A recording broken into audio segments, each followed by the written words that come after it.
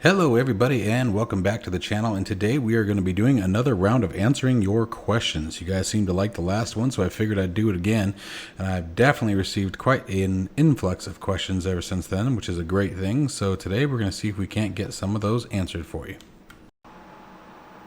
If you are interested in learning how to fly the TBM 930 from Microsoft Flight Simulator, consider joining my Patreon site, level tier 2 or above, which gives you access to all of my guides, which include the A320, the G1000, and now the recently released Cessna Citation Longitude. These guides include everything from cockpit tours to full instructionals on how to use all the systems, creating your flight plans, as well as the different types of approaches and takeoffs that are available to the different aircrafts. They are extremely detailed, full with pictures and identifying markers to make your flight sim experience with this aircraft as easy as possible. Again, link down to my Patreon site found in the description below. Alright guys, and before we get started, I would like to remind everyone, if you guys are enjoying the content, please be sure to hit that like and subscribe button. It truly does help us out quite a bit on the YouTube platform here. And if you're interested in helping support the channel, please consider joining the Patreon site found in the link below. Alright, so let's start getting into some of these questions here. So, first one on the list today is someone was asking, how do you make the custom views that I use for takeoff? So, jumping into the cockpit, now a lot of people don't know how this all works, so I'm going to show you guys real quick. If you go into your controls, there's a couple of key binds you want to make sure you have bound. And you can set these up as you wish, you just want to make sure that you have them. Oh, something's depressed. Hang on one second.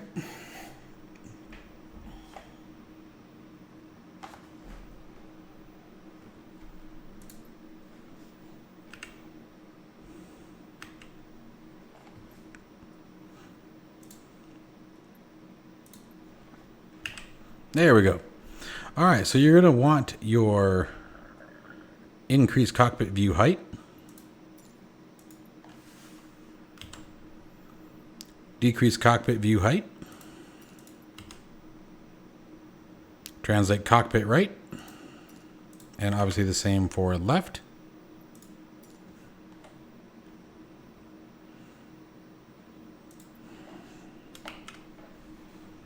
Translate cockpit view forward, and then the same obviously for the rear, going backwards. These are really critical. And then the other one you're going to want is, well, here, we'll talk about those in the cockpit. So what you can do is you use your arrows to move your camera view around, and then I bound, as you saw, Shift and W to move it forward, Shift and S to move it back. Now the cool thing about the GA aircraft or any of the aircraft with the open cockpit is you can go all the way to the back seat, and by doing so you can create your custom wing views. So let's see, where's the seat there? I want to make sure I'm in the right spot here. Let's come back a little further. Let's see, is that far enough? There we go, yep. And then we're awfully tall there, so let's come down right there. Maybe come forward just a little bit. We're peeking out the window. Okay, there we go, that's a good one. And then now you can hit Control and Alt, and then any of your numbers on the number row. So like for the external views, I typically start with, or the entertainment views, I should say, I start with 0 and work my way backwards. So I'm doing Control, Alt, and 0. And then now, let's go ahead and set one up for like my cockpit view. Cockpit. There we go. Get around the seat there. Sky Harbor's busy today. So I tend to find that I'm too low with the default views in the cockpit. So let's see where we're at here. There's the seat. Okay, got our wing. I'd rather look down a little bit more, be able to see more. So I'm going to do Control, Alt, and 1 here. And so now, for example, if I wanted to switch, I could hit Alt and 0 to go back to my wing view, and then Alt and 1 to come back to my cockpit view. And I'll typically set up views that will be either, like I'll have one, surrounding the primary flight display, or like for example on the TBM 930, I'll make sure I have one down at the TSC, the touchscreen controller, and the MFD, so I can see the input and all that good stuff. But anyway, that's how you make a custom view. Next on the list is checking out my graphics settings and system. So, hardware specs. I'm running the AMD Ryzen 9 3900 XT, 32 gigs of RAM, and rocking the RTX 2080 Ti. And Microsoft Flight Simulator is installed on a Gen 4 NVMe SSD. And then for the graphics settings, you guys feel free to scroll through these or pause as you wish. But here are my settings. I set my resolution scale down because I run at 4K. I have not noticed any visual quality difference between 100%, like here, I'll even show you guys, I don't mind. So here, let's go 100%. Okay, give you guys a second, take a look. If anything, I just get a little bit of stuttering. Notice some frame rate issues every now and then, especially depending on where I'm flying out of. And then if I take that back down to 70,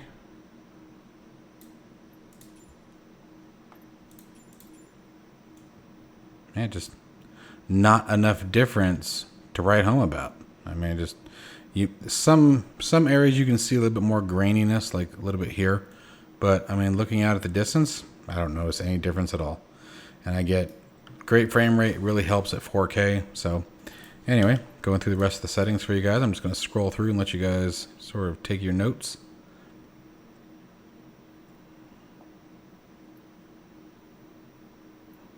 Okay, and I have Windows Game Mode disabled as well as GPU acceleration disabled, and that will be an option in Windows if you have an NVIDIA graphics card. All right. Next question I have is, you keep mentioning the G5000, but the G3000 is all I can find from working title. The G3000 from working title also works with the G5000 suite.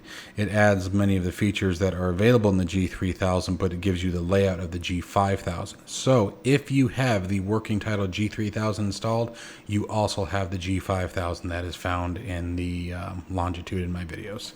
So you are already good to go.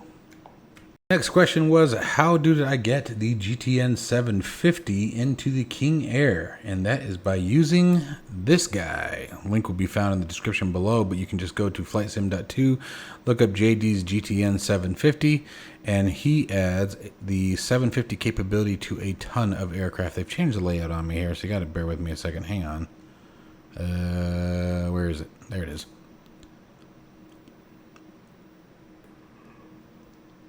So as you guys can see here, he's added it to a ton of aircraft, and actually I can show you the mods directory. That would probably be a better way to show you guys what I'm doing here. These are all the aircraft that are currently capable of using the GTN 750. Now, when I install mine, I disable some, like for example the A320 or A32NX. Now it does say the stable version, so that's totally fine. But if you try this, for example, in the development, it will actually break the fly pad. So just keep that in mind. So all the airliners, I typically remove it from, and then any of the aircraft that are already, feature rich, such as the TBM 930 or the Longitude that are using the working title G3000. The GTN 750 is a fantastic addition. I like to keep it, as to spec as I can, with my limited knowledge, if you will. But anyway, that is what I'm using, and that's how I got it into the King Air. Next question is in relation to flying the A320 Flybywire edition. The meteorological radar that shows you the storm cumulus is by default, or is that by default, or is that with the default A320NX? Or is it a paid subscription from third parties? No, that is with using the Flybywire A320. The Flybywire A320 already has its own weather radar built into it, and it is absolutely fantastic. The next question, surprisingly, I have actually seen more than once, and that is how to get an aircraft started at parking. So you have three different methods at which you can start an aircraft, okay? So you can see we have our Beechcraft selected, and let's say I want to start in the air. As you can see that there are icons that look like this, which are nothing more than our points of interest, right? and then we have, you know, the target locations. These are our actual airfields. But if we click anywhere else, or even on one of the points of interest, and hit set as departure, we can hit the fly button now. We will start in an air start. So we will start in the air. Okay. And let's try to think. Oh, and here's your altitude that you'll essentially start at, but I think it actually starts you higher than that by quite a bit. So you can click anywhere you want, and you can get an air start. Okay, so you'll just start in the air. All right. Now, if you want to just simply be hot and started on a runway, you just click on any airport and click set as departure, and boom, you're started on the runway. Now, if you actually want to start in a parking, you want to zoom in. These, for example, this is Tucson International. These are all going to be our gates. And you can see you have gate and ramp. Ramp is going to be your general aviation parking spots, or it could be your cargo spots. And then your gates are going to be where your jetways are, primarily for your commercial air traffic. But if I click on one of these spots here, set as departure, now the aircraft will start in a cold and dark state at the parking spot. Okay, and then you just, again, come down, hit fly. So I know that seems pretty rudimentary for some people, but anyway, the question came up more than once, so figured I'd answer it. The next question that I actually, again, saw more than once is, what is Twitch and what does it do? This is Twitch. You can just go to twitch.com and it will take you to Twitch TV. Go to the browse section and you can browse any kind of video game, or some people just do talks or, you know, chit chats or whatever, but primarily it's used for streaming games that you'll see. But for example, we can click on Microsoft Flight Simulator up here. And this is everyone who's currently streaming right now. They are all live and flying Microsoft Flight Simulator. And all you have to do is click on one. And some of them you'll get ads, just like with YouTube. That's how they make their money. But once the ad's over, you can watch them play. But then you come over here to the chat. And the nice thing about it is you get live chat. You're actually talking to the streamer. So like if you guys join my Twitch, you know, when I'm streaming, you'll be able to talk to me real time. Okay, I had a great time over the weekend, you know, hanging out with a few of you, and we got to chat and hang out and, you know, had a lot of fun. But anyway, so that's the purpose of Twitch. And it's a system that it's more refined for live streaming, which is why I don't use YouTube. You know, the performance is just better. But it doesn't cost you anything to use it or anything like that. So, you know, I don't think that's something that you have to worry about. You can subscribe to the different channels and we get a monetary kickback, but that's completely optional. All right, the next question that was asked was, when I try to set my SimBrief user in the MCDU for the A32NX, nothing happens.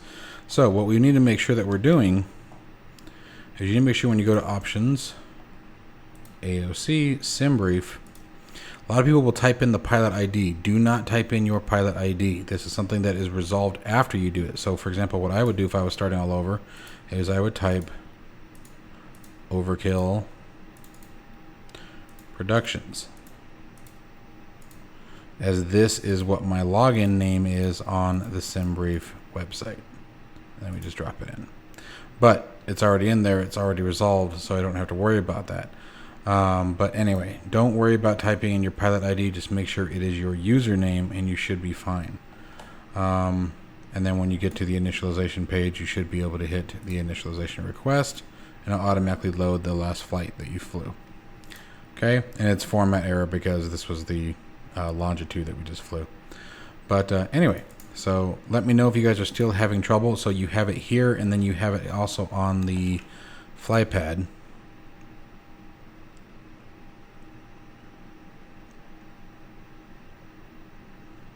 If you go to company here, and what I recommend doing here is hitting right alt till you get this magnifying glass, left click, and then up here you'll type it. So again, and capitalization isn't important, doesn't matter. And once you hit enter, just close out and you should be good to go. So again, let me know if you guys are still struggling with that. While sticking to the A32NX for a second, somebody asked if any chance after the sim update in July 27th that I will be doing another full flight tutorial of the A32NX. Yes, absolutely, only because you asked. Definitely. We will definitely be flying the A320, and almost all of my videos for really any of the aircraft that I can think of are pretty much all full flight tutorials. I don't really leave anything out, even the mistakes. So anyway, hope that answers your question the way you wanted to hear. SkyWest3433, you are on my YouTube channel, and it's nice to see somebody landing in Tucson. Anyway, just thought that was kind of fun. Next question, this is in relationship to the F-22 Raptor. Somebody asked if this was a DLC. This is another freeware add-on that is found on the FlightSim.2's website. I'll show you in just a second here. Let me pull it back up. You can find it right here. So it's on their main page. You scroll down, you just grab it. Really looking forward to the pairware version that's being developed, and hopefully we'll see that soon. I'm really excited to see that. All right, next question on the list here was, can you tell me what flight sim equipment you recommend for someone just starting out in simulation? That is a tough question to answer, but I'm going to do my best. So I guess first off, it depends on how serious you are. The one thing that I will tell you with flight sim equipment that I have found over the years is you absolutely get what you pay for. So if you go out and you buy the cheapest equipment you can have, that's unfortunately the experience you're going to have. For example, the old Satec throttles, the throttle quadrants. I have no love for them whatsoever. They are very poorly built in my personal opinion. But with that being said, I mean, the flight sim equipment can go anywhere from $100 all the way up to a few $1,000s, depending on what you get. Right now I have the Thrustmaster Warthog HOTAS set, so the stick and the throttle. And then I have the TPR rudder pedals that I use for any kind of flight. It doesn't matter if it's DCS World or Microsoft Flight Simulator. And then I have the Honeycomb Alpha and Bravo flight control systems. Now, the Honeycomb systems, if you can get a hold of them, I know things are scarce right now, I do absolutely think they are the best entry-level setups you can get. They're absolutely fantastic. The integration is fairly well done. It's definitely nothing to complain about or be concerned with.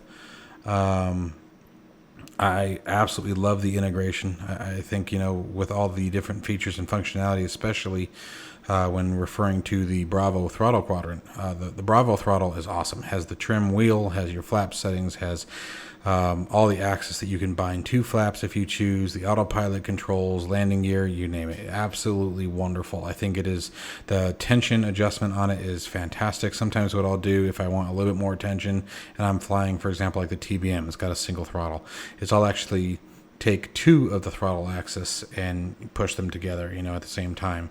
And plus it makes it more comfortable for my hand when I do that. So it's really tough to answer that question. I'm going to say, do your research, definitely. Do your reviews. If you're just getting into flight simming, definitely do reviews. YouTube is a great source. If you see CH Pro rudder pedals on Amazon, they're $50 right now, whatever it may be, go to YouTube. Watch a few reviews. Don't just stick to one. And then, honestly, the more expensive, the more you need to do your reviews, to really make sure it's worth it. For example, the TPR rudder pedals, I will swear by them. I love them. I know the MFG crosswinds are just as fantastic. My only complaint about the crosswinds is they don't have toe brakes, is my understanding, where the TPR rudder pedals do. But still a very, very, very nice piece of rudder equipment. But for example, I have a friend of mine who recently just replaced his crosswinds with TPR rudder pedals.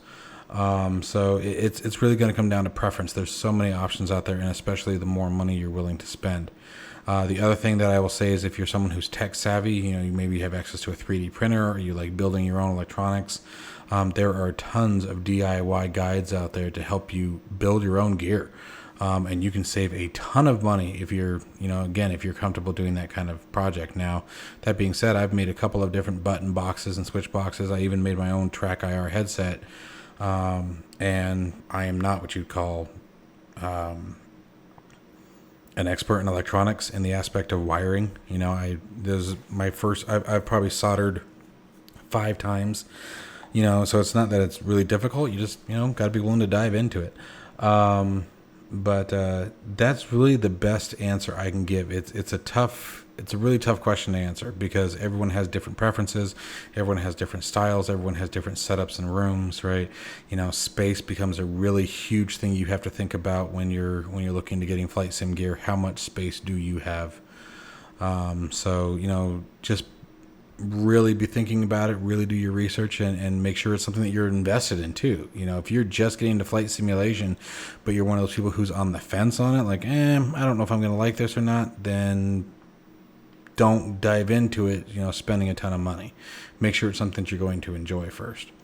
Anyway, I hope that at least gave you a direction. I know that wasn't a very specific answer, but you know, I'm not going to tell anyone what to do with their money. And you know, like I said, there's just so many different options that it's hard to give you any one answer. But I hope that gave you a direction to look.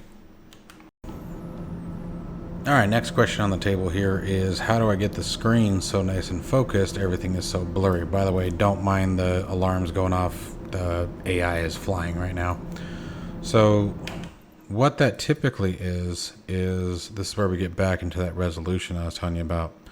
Okay, so it could be, this just controls the refresh rate. Goodness gracious, I can't talk. But your resolution should be impacting the clarity. For example, if we take this all the way down, this should look like dog stuff. Okay, so there's the blurriness you're referring to. Now I'm going to get amazing frame rates. But you can see that everything just looks like absolute trash. So when we go back into our settings and look at the refresh rate, or rendering resolution, sorry. And we're back into nice and pretty. Now, again, this is one of those things that actually is impacted by me changing that. So I could make that a little bit smoother at a distance by increasing that render resolution. You know, I typically zoom in on the screens all the time anyway when we're doing these. So anyway, so just a quick tip there on, hopefully that helps you guys out there. And I really do hope that you guys have enjoyed it. That's all the questions I've got for tonight. Now I have way more on the list, but you know, got to keep the video from, you know, I got to go till 5 in the morning if I'm not careful.